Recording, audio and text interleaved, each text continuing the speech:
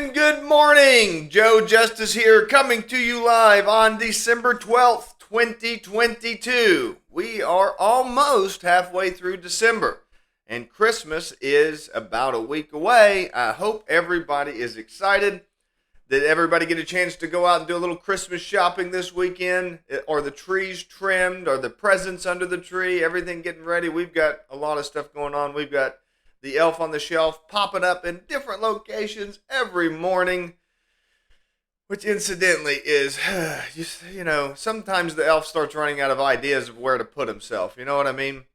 So it is, it's been a great month so far, and I have been excited and having tons of fun this Christmas. And favorite time of the year, without a doubt. I know that's pretty cliche, but it is true.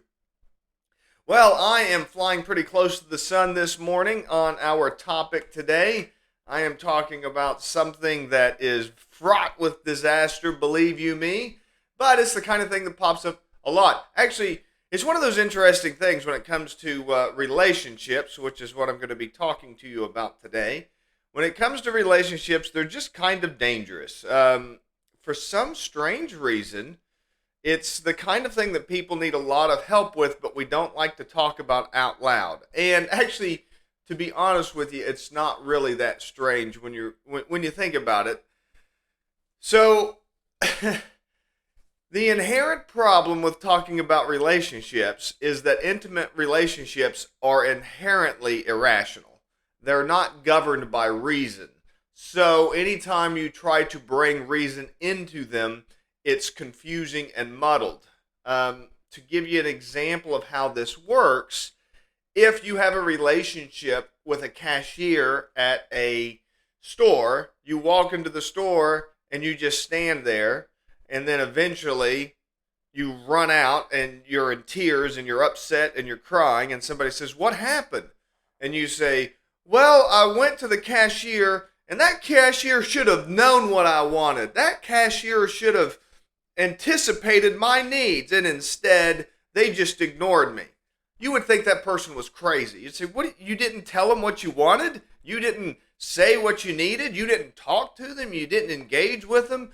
You just expected them to read your mind?" And that's exactly what we do in intimate relationships. Now, we do it in like friendships, and we do it, with like sibling relationships as well, but we really do it with intimate relationships. We like I say, we inherently have this kind of irrational nature to intimate relationships. There's no way around it. You can't argue me off this point. You can't say, "Yeah, but, my wife," or "Yeah, but my husband."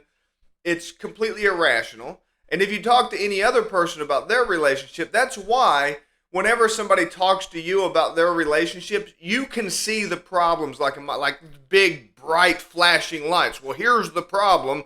Here's what's going to be causing the problem here in a few years. Like, you can see it when they describe it to you, but then you can't see it in your own life. And it's because it's entirely irrational. It's an irrational relationship. So, what happens when you try to bring reason into it? That's when things start getting pretty difficult. Things start getting difficult because people, like when people give you relationship advice, what they're doing is interjecting reason into an irrational, a non-reasonable relationship, and usually that drives emotion. Usually that makes you angry. Usually that makes you upset. So all of that table setting in place, let me try to give you a little bit of help, a little bit of advice. If you're changing yourself for the better, you're trying to improve yourself, you're trying to better yourself, and you are in that process of doing that, and you are struggling with an unsupportive spouse. First of all, the reason that you're primarily struggling with an unsupportive spouse, if you're trying to change, is because people put other people in a box. One of the reasons that you get married, for example, is to reduce complexity. Humans really, really, really like reduced complexity. We don't like chaos. When we're in the midst of chaos, and options are chaos, choice is chaos.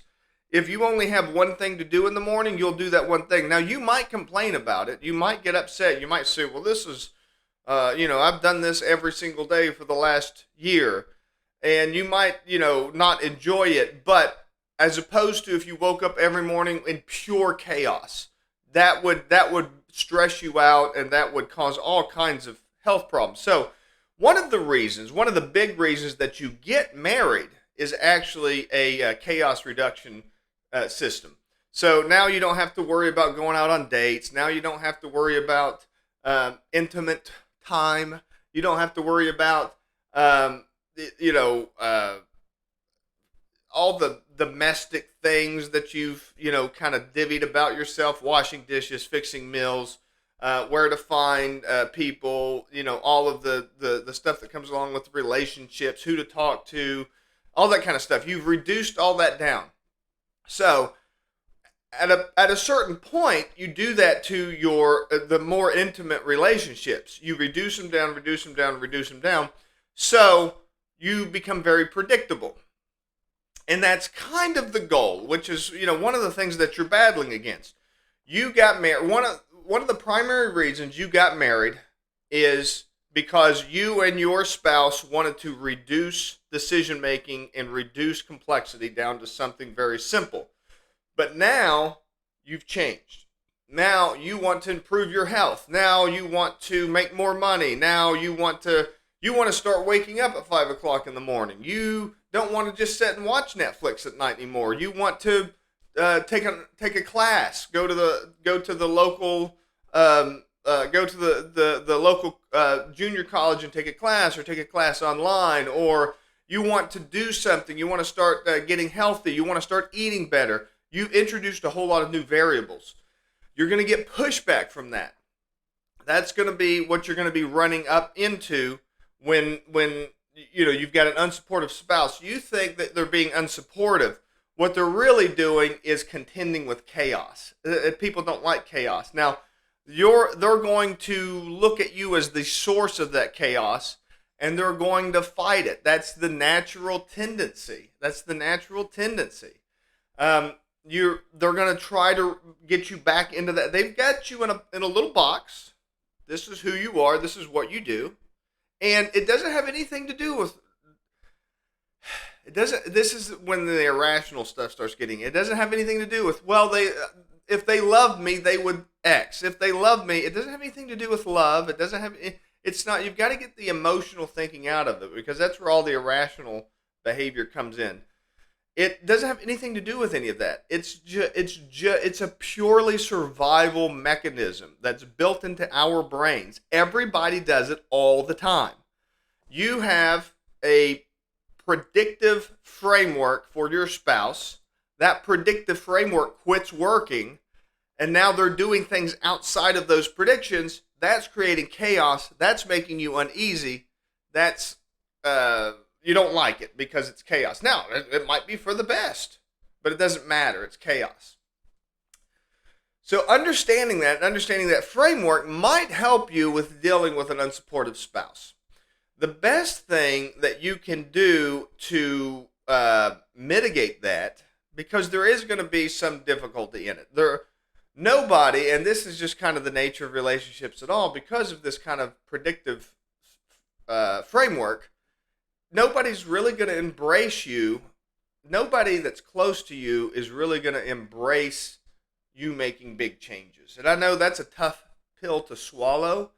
People don't like to hear that. They want to hear that, they'll say, I'm going to start eating healthier. I'm going to start taking evening classes. I'm going to improve my life. I'm not just going to, I want bigger and better things to myself. And they think that all their friends and all their family and their spouse and their parents and their kids and everybody's going to rally behind them and help push them. You can do it. I'm right behind you. And that's just not the way it works. It doesn't work that way. Everybody is going to push back against you all the time, because they want to try to fit you back into that. No. You don't go to classes at night. You do this for me at night. No.